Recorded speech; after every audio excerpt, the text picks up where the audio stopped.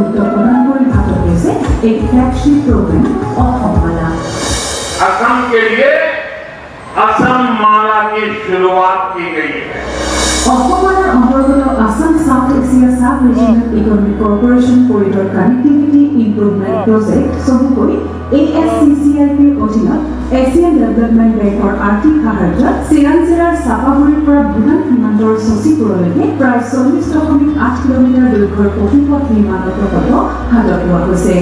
ইয়াৰ প্ৰথম 31.5 kilometre ৰিজিড concrete pavement হ'ব, যাৰ দুয়োপাশে ইণ্টাৰলকিং ব্লক থাকিব আৰু আনছোৱা পথ ফ্লেক্সিবল বিটুমেন পেভমেণ্ট হ'ব।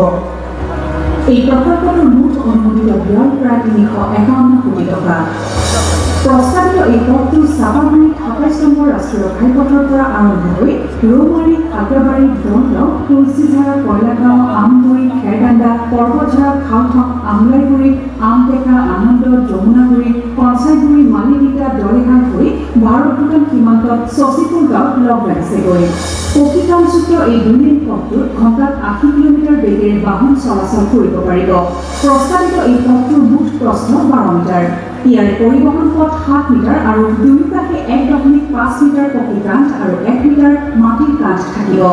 এই পথটোত 2টা মেজৰ জাংচনছ আৰু 64টা মাইনৰ জাংচনছ থাকিব। ইয়াত 16টা বাছ আস্থান নিৰ্মাণ কৰা হ'ব। এই পথত 7খন দলং থাকিব। মুখ্য স্থানসমূহত এই পথৰ দাবীত মুঠ 1.862 কিলোমিটাৰ দৈৰ্ঘ্যৰ কভাৰ্ড RCC ড্ৰেইন নিৰ্মাণ কৰা হ'ব।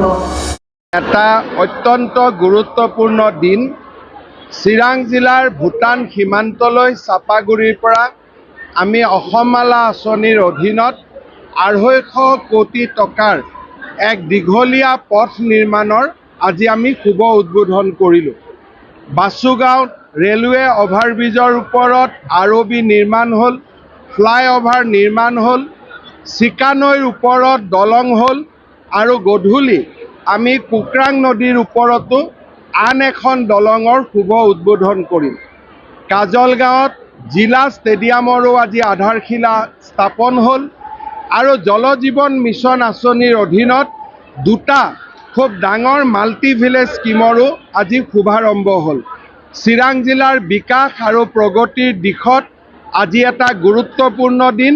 মই চিৰাং জিলাৰ ৰাইজক ধন্যবাদ আৰু অভিনন্দন জ্ঞাপন কৰিছোঁ। হ'ব?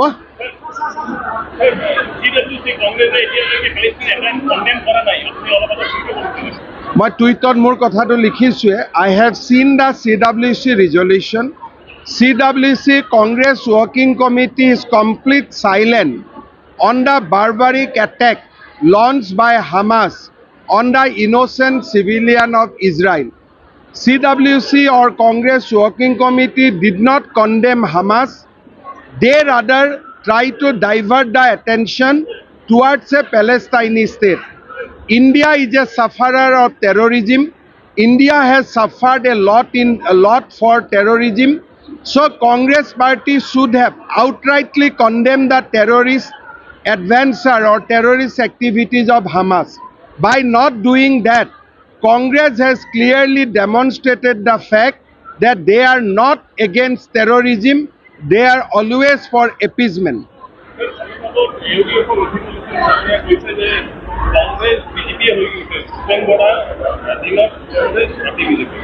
So, অসমত বৰ্তমান যিমানবিলাক আমাৰ চৰকাৰে কাম কৰি আছে, কোনো পলিটিক্যাল পাৰ্টিয়ে জীয়াই থাকিব নোৱাৰে।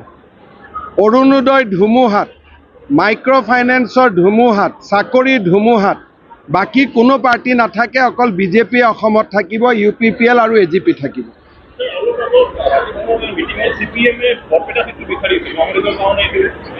য'ত যোনে উঠে উঠি থাকিব, আমাৰ কি আছে? গ'লকি পোষ্টততো গ'লকিপাৰ নায়ে, গ'ল দি থাকক।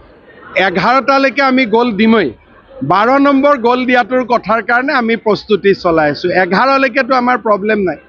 12 নম্বৰটোত অলপ প্ৰব্লেম আছে। 13-14 তেওঁলোকক আমি দিছোঁ।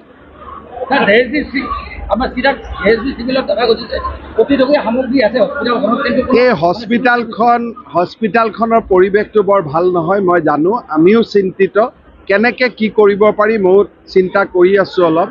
বহুত হস্পিটাল মানে বহুত ভাল ভাল ইকুইপমেণ্ট আছে, ইয়াৰ ভাল ব্যৱহাৰ নাই। মই চাই লওঁ এবাৰ।